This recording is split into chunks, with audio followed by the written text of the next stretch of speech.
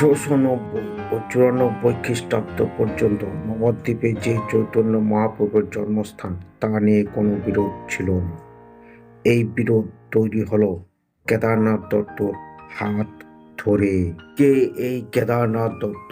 কেদারনাথ দত্ত ছিলেন ইংরেজদের আমলে ডেপুটি ম্যাজিস্ট্রেট এবং ডেপুটি কালেক্টর। বৈষ্ণব শাস্ত্রের আগত পণ্ডিত মানুষটি বৈষ্ণব ধর্মের দীক্ষা গ্রহণের জন্য নবদ্বীপের গোসাইদের দ্বারস্থ হয়েছিলেন, কিন্তু নবদ্বীপের গোসাইরা তাকে দীক্ষা দিতে রাজি হননি। সম্ভবত কায়স্থ হওয়ার কারণেই নবদ্বীপের গোস্বামীরা তাকে দীক্ষা দিতে রাজি ছিলেন না। নবদ্বীপের গোস্বামীদের থেকে প্রত্যাখ্যান হওয়ার পর 1886 খ্রিস্টাব্দে নাগাদ তিনি পাঘনাপাড়ার বিপিন বিহারী গোস্বামীর কাছে দীক্ষা গ্রহণ করেন। সেখানকার বলদেব কৃষ্ণ মন্দিরে গোস্বামীদের কাছ থেকে তিনি ভক্তি বিনোদন উপাধি পান। ভক্তি বিনোদন উপাধি লাভ করার পর তিনি নবদ্বীপের অদূরে ভাগীরথীর অপর পারে জমি কিনে সেই স্থানে মায়াপুর বলে ঘোষণা করে নিজের স্বার্থসিদ্ধির কাজে লেগে পড়েন। এর আগে মায়াপুর বলে কোনো জায়গার অস্তিত্ব ছিল না। গঙ্গা পূর্ব পারের অংশের নাম ছিল মিয়াপুর।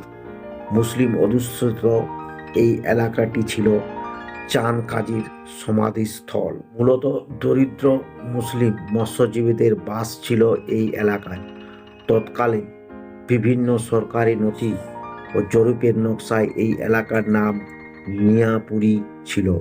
1854 খ্রিস্টাব্দে রেভিনিউ সার্ভের মানচিত্রে বা 1886 খ্রিস্টাব্দে ভিলেজ ডাইরেক্টর অফ নদিয়াতে এই স্থানের নাম মিয়াপুর বলে উল্লেখিত আছে। কেদারনাথ মিয়াপুর এলাকাকে মায়াপুর নামে দিয়ে চৈতন্যর জন্মস্থান বদলে দিতে চাইলেন কেন?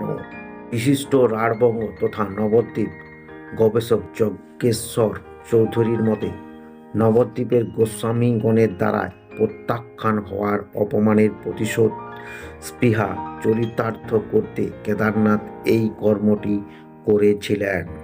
ইংরেজ সরকারের কাছে মানুষ হওয়ার কারণে তিনি ছিলেন প্রবল প্রভাবশালী।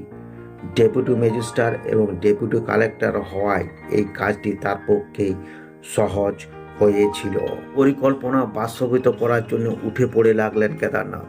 1894 সালে 2 মাঘ রবিবার কৃষ্ণনগর এপি স্কুলে একটি সভা ডাকলেন তিনি। সেখানে উপস্থিত ছিলেন শহরের বিশিষ্ট গণ্যমান্য ব্যক্তিরা। সেই সভায় এক বিচিত্র স্বপ্ন দেশের কথা শোনালেন তিনি।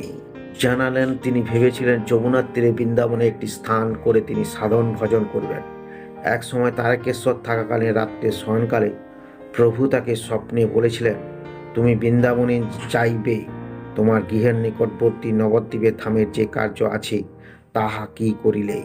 সেই যাত্রায় তিনি ফিরে এসে নবদ্বীপ পরিক্রমা করেন এবং প্রভুর লীলাস্থান পরিক্রমা করে কিছু না পেয়ে ব্যথিত হন। এক রাত্রি তিনি তার পুত্র কমল এবং এক কেরানি ছাদের উপর উঠে চারিদিকে দৃষ্টিপাত করলেন। গঙ্গার উত্তর পারে এক আলোকময় অট্টালিকা দেখতে পান। দেখেন সেখানে একটি তাল গাছ আছে। পরে সেই স্থান ভ্রমণ করে জানতে পারেন সেখানে বল্লাল দিঘি নামে এক জলাশয় ছিল। তিনি আবার প্রভুর স্বপ্নাদেশ পেয়ে নরহরি দাস লিখিত ভক্তি রত্নাকর গ্রন্থে নির্দেশ অনুসারে নবদ্বীপের 9টি দ্বীপ পরিক্রমা করলেন। পদব্রিজে বিভিন্ন স্থানে পরিক্রমা করে লোকের মুখে তিনি জানতে পারেন সেটি মহাপ্রভুর জন্মস্থান। সবাই সকলে তার কথা স্বীকার করে নিলেন এবং ওই স্থানে মহাপ্রভুর জন্মস্থান বলে চিহ্নিত করে মহাপ্রভুর সেবা ও ভজন সাধন করার অনুমতি দিলেন। নবদ্বীপের পুরাণতত্ত্ব পরিষদের সভাপতি শান্তিরঞ্জন দেবের মন্তব্য, এই একমত হওয়ার কারণ হলো কেদারনাথ দত্ত তাদেরকে ডেকেছিলেন যার তার অনুগত্য। ইংরেজের সরকারের ডেপুটি ম্যাজিস্ট্রেট হওয়া ও ডেপুটি কালেক্টরের মুখের উপর কথা বলার মতো বুকের পাটা উপস্থিত কারু ছিল না। চৈতন্যদেবের জন্মস্থান নিয়ে যে আচমকা এমন একটা প্রস্তাব আসতে পারে সে ব্যাপারে উপস্থিত ব্যক্তির মানসিকভাবে প্রস্তুতি ছিল না। তাই হয়তো সকলের একমত হয়ে অনুমতি প্রদান করেন।